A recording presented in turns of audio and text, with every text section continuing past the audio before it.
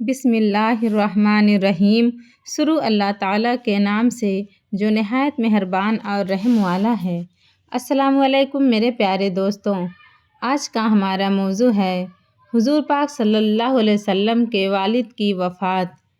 حضور پاک صلی اللہ علیہ وسلم کے والد حضرت عبداللہ کو اللہ تعالیٰ نے بہت زیادہ خوبصورتی عطا کی تھی۔ جو بھی انہیں دیکھتا اپنے دانتوں تلے انگلیاں دبا لیتا تھا۔ اسی لیے مکہ والے بھی آپ سے بہت محبت کرتے تھے، کیونکہ حضرت عبداللہ اپنے چہرے کی خوبصورتی کے ساتھ ساتھ دل کے بھی بہت زیادہ اچھے انسان تھے۔ غریبوں کی مدد کرنا، یتیموں کے لیے سہارا بننا اور بیوہ عورتوں کے لیے دوڑ دوڑ کر کام کرنا، یہ ان کی زندگی کا خاص عمل تھا۔ حضرت عبداللہ کے چہرے پر ایک نور چمکتا تھا، جو اس بات کا اشارہ تھا کہ یہ ایک ایسے نبی کے باپ ہیں جو ساری دنیا سے گمراہی کو ختم کرے گا۔ ایک دن حضرت عبداللہ بازار سے گزر رہے تھے کہ ایک بہت مشہور جادوگر عورت نے حضرت عبداللہ کو اپنے پاس بلایا۔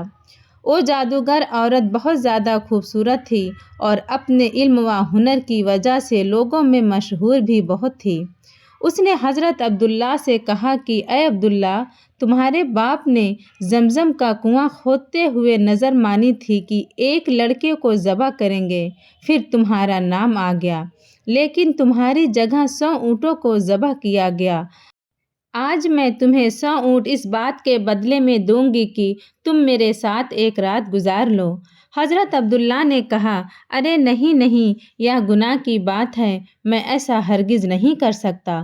مجھے مرنا گوارا ہے، لیکن یہ گندا کام کرنا گوارا نہیں۔ اور پھر حضرت عبداللہ وہاں سے اپنے گھر کو چلے آئے۔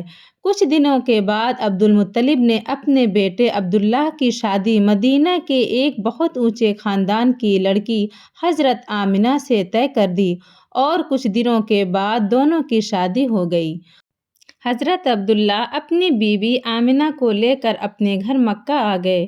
اسی دن شام کو حضرت عبداللہ کو وہی جادوگر عورت بازار میں پھر سے ملی اور وہ کہنے لگی کہ اے عبداللہ، میں کوئی بدکار عورت نہیں ہوں، بلکہ میں ایک شریف گھرانے سے تعلق رکھتی ہوں۔ میں نے اس دن جو تم سے کہا تھا کہ میرے ساتھ ایک رات گزار لو، وہ صرف اس وجہ سے کہا تھا کہ میں نے تمہارے ماتھے پر آخری نبی کا نور دیکھا تھا۔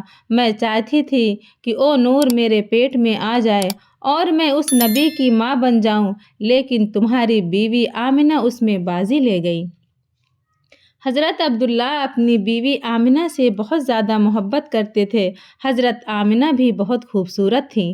شادی کے 2 مہینے بعد ایک رات حضرت عبداللہ نے اپنی بیوی آمنہ سے کہا کہ اے آمنہ، مجھے 3 دنوں بعد ملک شام کی طرف کاروبار کے لیے سفر کرنا ہے، تاکہ کچھ پیسے کما سکوں اور اپنے پیدا ہونے والے بچے کے لیے کچھ چیزوں کا انتظام کر سکوں۔ حضرت آمنہ نے کہا کہ آپ چلے جائیں گے تو میں اکیلی کیسے رہوں گی؟ مجھے آپ کے بغیر بالکل بھی اچھا نہیں لگے گا۔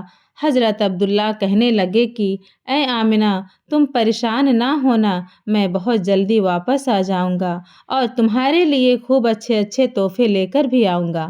اور پھر 3 دنوں کے بعد حضرت عبداللہ نے اپنا سفر کا سامان تیار کیا اور اونٹ پر بیٹھ کر ملک شام کی طرف چل دیے۔ جب وہ گھر سے نکل رہے تھے تو حضرت آمنہ دروازے کے پاس کھڑی اپنے شوہر کو امید کی نظروں سے دیکھ رہی تھی اور آنکھوں ہی آنکھوں سے ان سے کہہ رہی تھی کہ جلدی آنا، مجھے آپ کے بغیر بالکل بھی اچھا نہیں لگے گا۔ حضرت عبداللہ کا اونٹ چلتا جا رہا تھا اور حضرت آمنہ دروازے پر کھڑی اپنی محبت کو دور جاتا دیکھ رہی تھی۔ حضرت عبداللہ 10 لوگوں کے قافلے کے ساتھ ملک شام کی طرف روانہ ہوئے۔ راستے میں ان کی طبیعت خراب ہو گئی اور مدینہ ہی میں اپنی نانی کے گھر رک گئے۔ وقت گزرتا گیا۔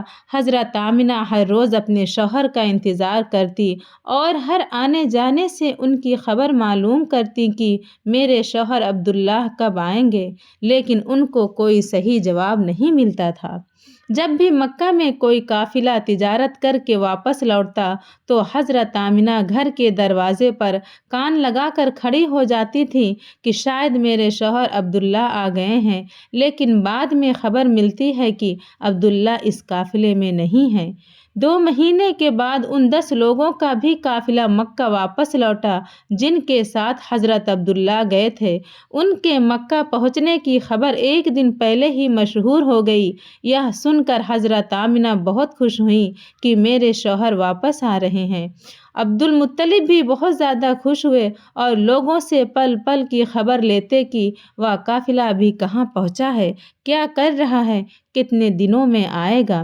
جس دن یہ قافلہ مکہ پہنچنے والا تھا اس رات حضرت آمنہ نے خوب اچھے کپڑے پہنے اور بہت اچھی طرح تیار ہو کر گھر میں بیٹھ گئیں۔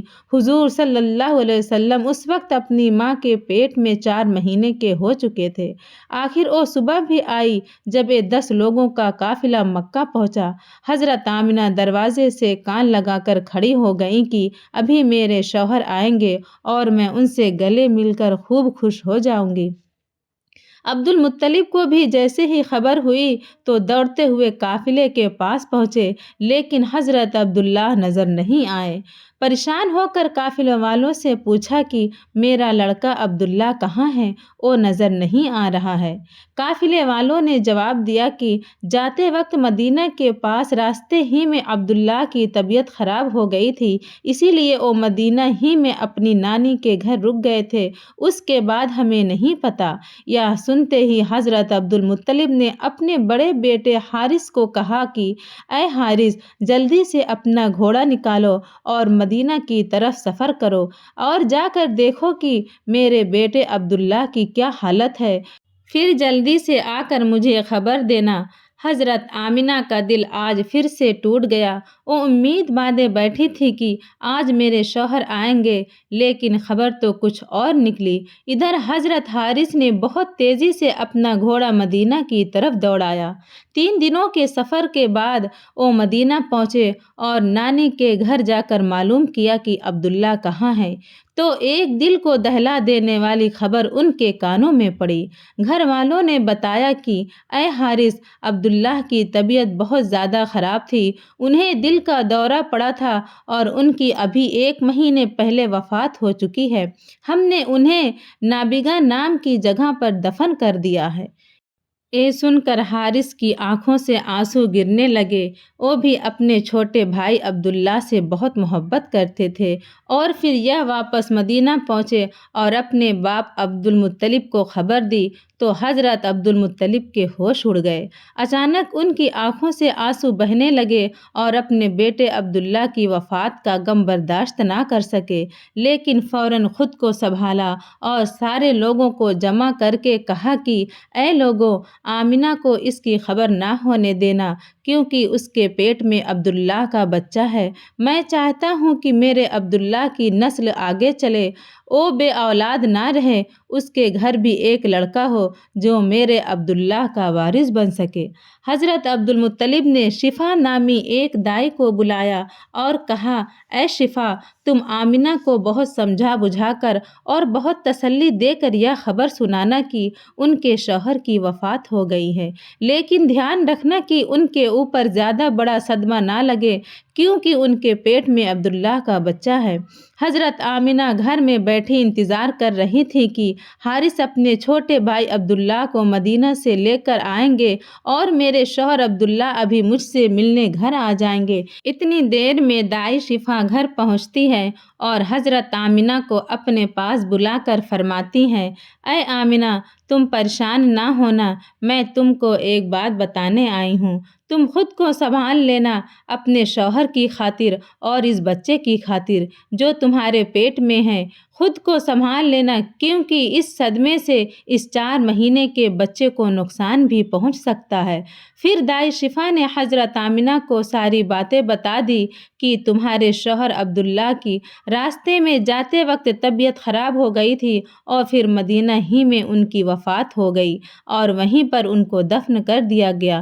یہ سن کر حضرت آمنہ کی آنکھوں سے آنسو بہنے لگے، وہ خود کو سنبھال نہیں پا رہی تھی۔ دائی شفا نے ان کے سر پر ہاتھ پھیرتے ہوئے کہا کہ اے آمنہ خود کو سنبھالو، تمہارے پیٹ میں عبداللہ کا بچہ ہے۔ حضرت آمنہ نے خود کو سنبھالا، لیکن ان کے اوپر اس بات کا ایسا غم ہوا کہ پھر وہ کسی سے مسکرا کر بات نہیں کرتی تھی، ہمیشہ خاموش رہتی۔ دن گزرتے گئے، حضرت آمنہ ہر پل ہر گھڑی اپنے شوہر عبداللہ کو یاد کرتی تھیں، لیکن پیدا ہونے والے بچے کی خاطر اپنے دل کو سنبھالے رکھتی۔